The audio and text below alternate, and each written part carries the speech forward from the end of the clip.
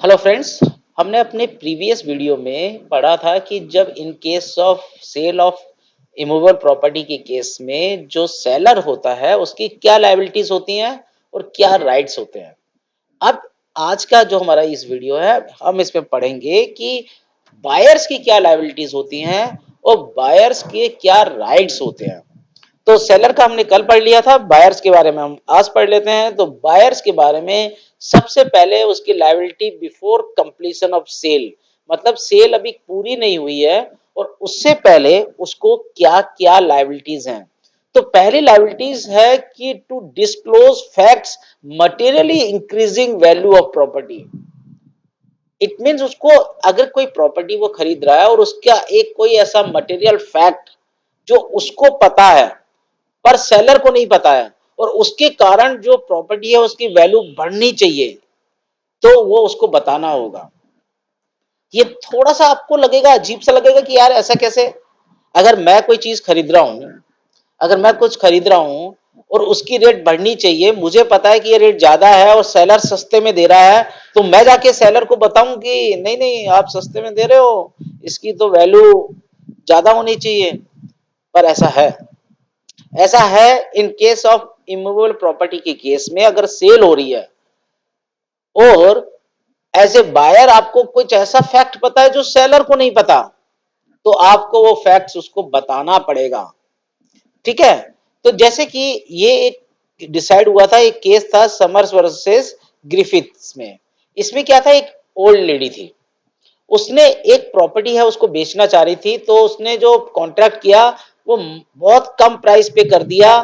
क्यों किया उसने ऐसा?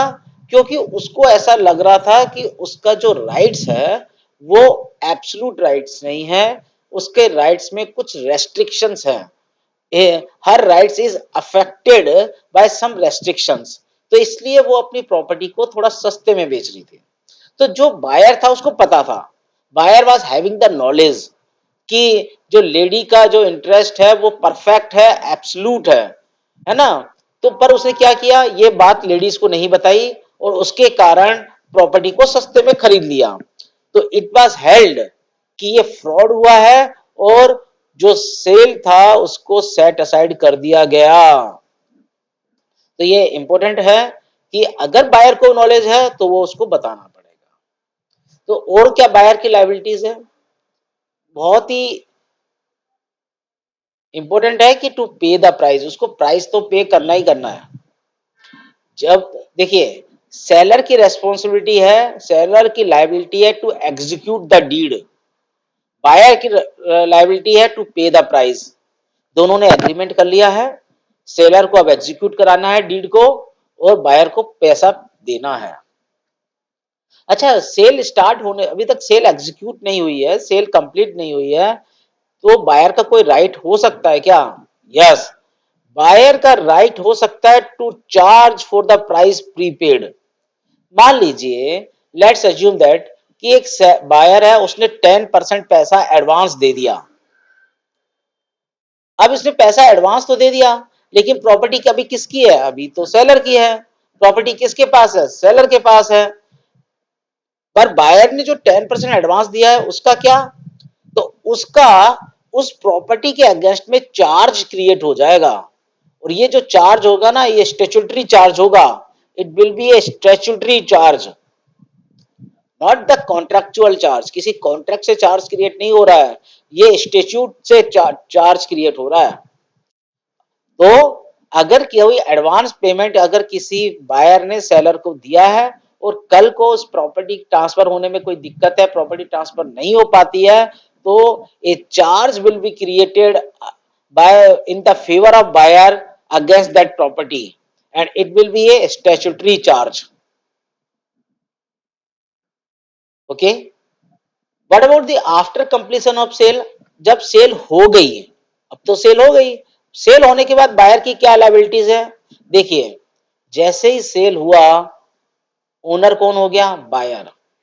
वंस बायर ओनर हो गया, अब क्या करना है उसको? अब तो भैया सारे लॉस उसका, सारा रिस्क उसका, सारा रिवार्ड उसका। लॉस होगा अगर प्रॉपर्टी में तो उसको लॉस बेयर करना पड़ेगा।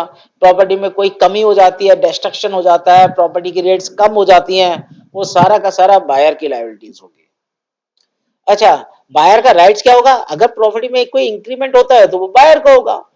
सिंपल कंसेप्ट है कि जो जो रिस्क है इट फॉलोज द ओनरशिप। जो ओनर है उसका रिस्क है, उसी को रिवार्ड है, उसी को फायदा होगा तो उसका होगा, लॉस होगा तो उसका होगा। अब हमारा जो एक छोटा सा टॉपिक बचा है वो है मार्शलिंग। इस ये जो छोटा सा टॉपिक है ये है प्रॉपर्टी एक्ट में सेल ऑफ इमूवेबल प्रॉपर्टी में, कि अगर एक मार्शलिंग बाय परचेजर, जो सेक्शन 56 है ना, मार्शलिंग बाय परचेजर, क्या मतलब है इसका? तो इसको आप इसको मत पढ़िए, इसको पढ़ने से ज्यादा आपको कंफ्यूजन होगा। एक इलस्ट्रेशन है, आप इस इलस्ट्रेशन को समझिए तो आपको बहुत आसानी से ये जो कंसेप्ट है ये समझ में आ जाएगा। मान लीजिए एक पर्सन है ए, इस पर्सन के पास तीन प्रॉपर्टी है, प्रॉपर्टी एक्स है, प्रॉपर्टी वाई है और प्रॉपर्टी जेड है। इसके पास ये तीन प्रॉपर्टीज है, और ये तीन प्रॉपर्टीज को इसने क्या किया हुआ है, इन तीनों प्रॉपर्टीज को मॉर्गेज किया हुआ है। किसको मॉर्गेज किया हुआ है? किसको? बी को। ए है, उसकी तीन प्रॉपर्टीज है एक्स वाई जेड, उसने ये तीनों प्रॉपर्टी मॉर्गेज की हुई है बी को। मॉर्गेज क्या होता है ये आने वाले वीडियोस में हम देखेंगे, क्योंकि अब अगला टॉपिक हमारा मॉर्गेज ही है। मॉर्गेज में आप किसी डेट वगैरह को सिक्योर करने के लिए प्रॉपर्टीज का कुछ इंटरेस्ट बी को ट्रांसफर कर दिया। अभी आप इतना समझिए कि बी के पास ये तीनों प्रॉपर्टीज मॉर्गेज है। मॉर्गेज का मतलब हिंदी में होता है गिरवी रखना, मतलब आपने गिरवी रखा हुआ है। अब मान लीजिए ए क्या करता है, ये प्रॉपर्टी एक्स जो प्रॉपर्टी है वो सी को सेल कर देता है। सी को क्या किया इसने? सेल कर दिया। सेल कर सकता है, अगर टर्म्स एंड कंडीशंस पे डिपेंड करता है कि बी के साथ उसका जो मॉर्गेज है उसकी क्या कंडीशंस है। अब आप देखिए, अब जो सी है, सी के पास ये पावर है, सी एंटाइटल्ड है बी को ये कहने के लिए कि आपका ये जो मॉर्गेज है ना एक्स पे, आप इससे पैसा मत रिकवर कीजिए, आप पहले पैसा वाई से और जेड से रिकवर कीजिए।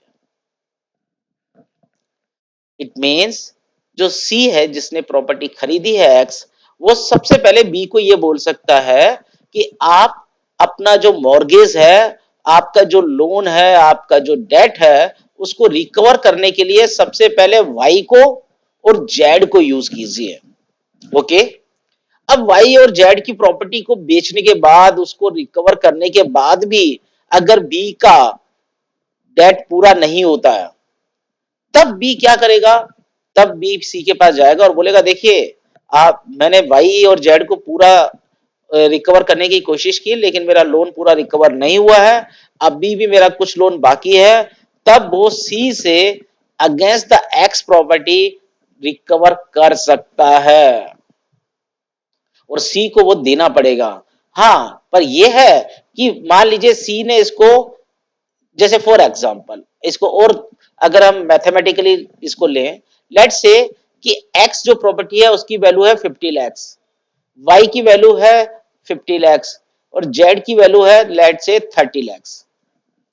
अब ये प्रॉपर्टी एक्स वाई और जेड है, ये इन्होंने गिरवी रखी हुई है बी के पास, और बी ने कितना लोन दिया हुआ है ए को? 1 करोड़ रुपीस का। बी ने ए को 1 करोड़ रुपीस का लोन दिया और उसके बदले में मॉर्गेज की हुई है ये X Y and Z properties.